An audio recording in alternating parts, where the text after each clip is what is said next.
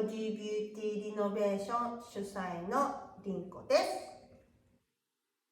こちらでは隙間時間でできる簡単ストレッチのご紹介をしていきたいと思います。よろしくお願いします。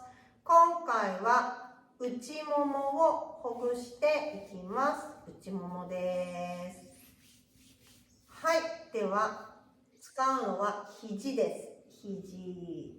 肘をももの中央の膝から付け根にかけて肘でマッサージしていきますね。真ん中、ちょっと痛いなと思う部分があると思うので、そこをちょっと探してあげてください。そして上からぐっと押して3回回します。ずらして押して回す。ずらして押して回す。ずらして押して回す。これをやってみてください。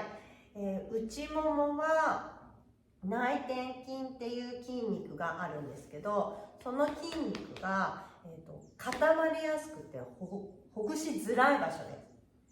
なのでこうやって時間がある時に内側をほぐしてあげることで、これも横脚の改善になっていきます。内側の筋肉が使えるようになることで、横脚の改善、ガニ股の改善、内股の改善なるので、ぜひやってください。はい、反対もいきましょう。ももの中央に膝から付け根にかけてマッサージしていきますね。肘を乗せて上からグッと押して3回回す。ずらして押して回す。ずらして押して回す。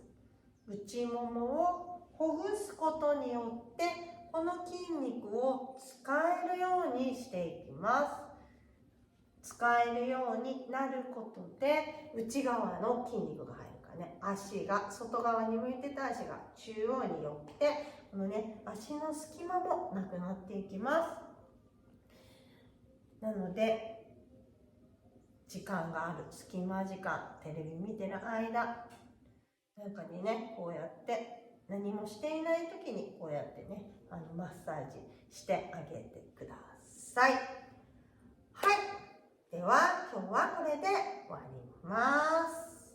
いいね、チャンネル登録、もしよかったらお願いします。